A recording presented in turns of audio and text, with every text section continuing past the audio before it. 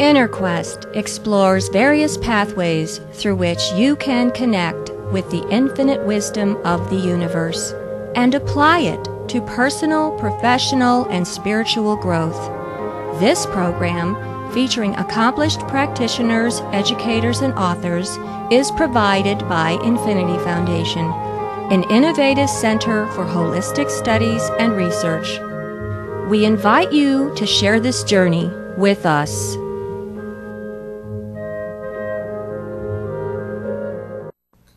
Hello, welcome to InnerQuest. My name is Jay Stone, your host for today, and our guest is Lisa Maroski. Welcome, Lisa. Hi, thank you for... Lisa is an author of a novel called The One That Is Both, a fascinating new book that takes readers on a spiritual adventure. Lisa attended Bryn Mawr College, where she studied philosophy and psychology. Presently, Lisa is a freelance science editor working with scientific and medical researchers on their grant proposals and journal articles. Lisa, I was looking at your book cover, and is there any significance to the book cover? Yes, in the book cover I try to get across a couple of ideas that are actually in the book, and one of them is, this is almost one line that gives you both, the figure and ground on this side and figure ground on this side. And so it conveys the paradox, it is one idea, and it conveys that kind of interconnectedness where, one line can give you both. And you also use white and black, like the yin-yang symbol. You've got black on white and white on black. Is that also trying to convey that? Yes. And then the people look like they're hanging from a cliff or something. Does that represent like personal growth or? It does. People ask me, well, is it a book about mountain climbing? And I say, well, only your inner mountains. It is about going on a journey. Okay. Fascinating. Now, what are the messages your readers will take away when they read your book? Well, the book it's fiction.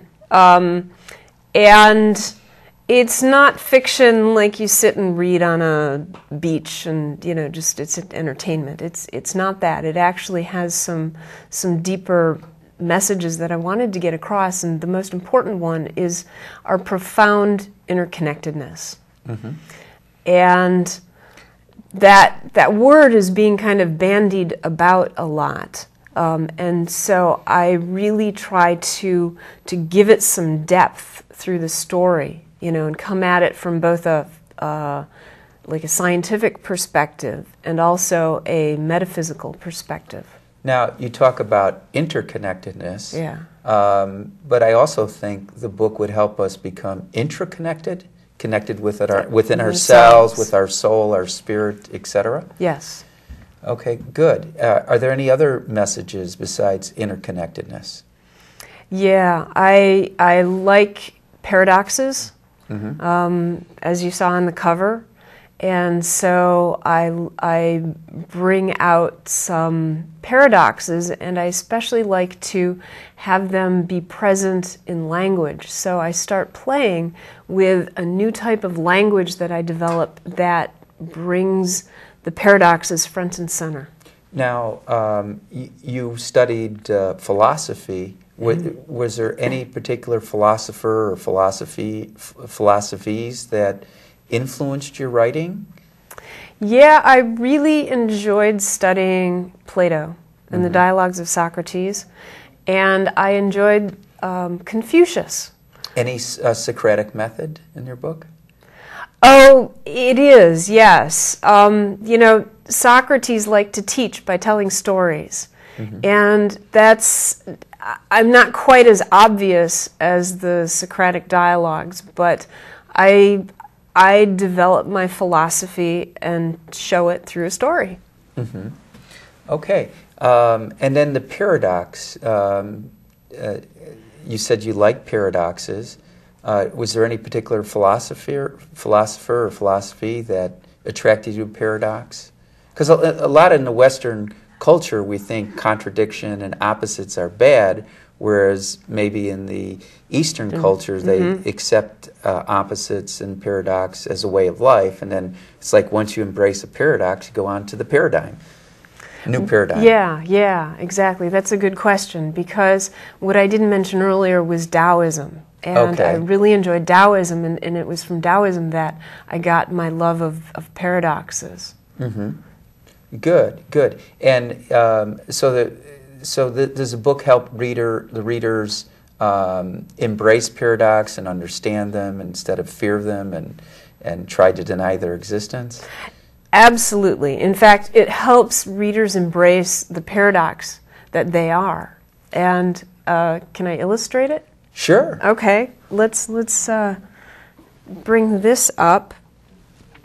Typical diamond paperweight. Okay? And who we generally think we are is a material being that's separate from other material beings. You know, I'm over here and you're over there, and, you know, there's some space between us, and that kind of implies that we're separate.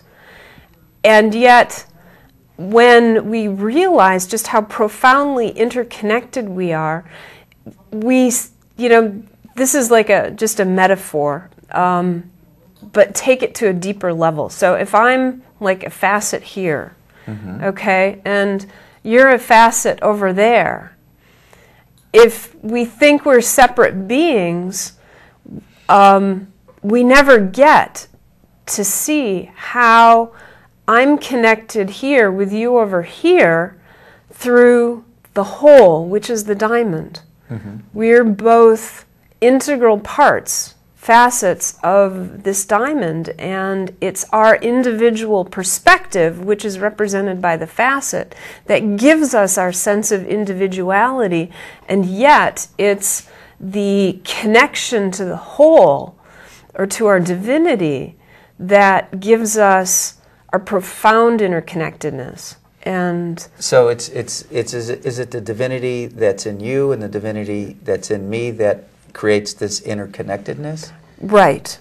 And the paradox is that we're both. We are both the individual facet, and the facet being, this integral part of the diamond, we're the diamond. I remember reading Du Bois' book.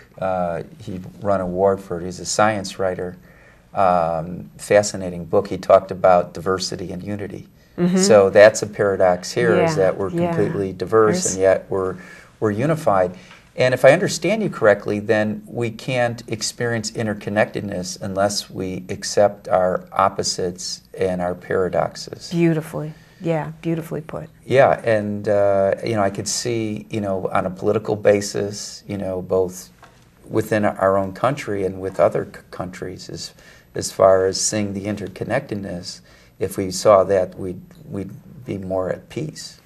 We would, because if you look through history, people have wanted freedom, and everybody pretty much wants the same thing. They want to be able to have a good life, earn a living, live reasonably well, and they want the world to work for them, Now, the title, The One That Is Both, I more understand the title now that since you've explained paradoxes and interconnections,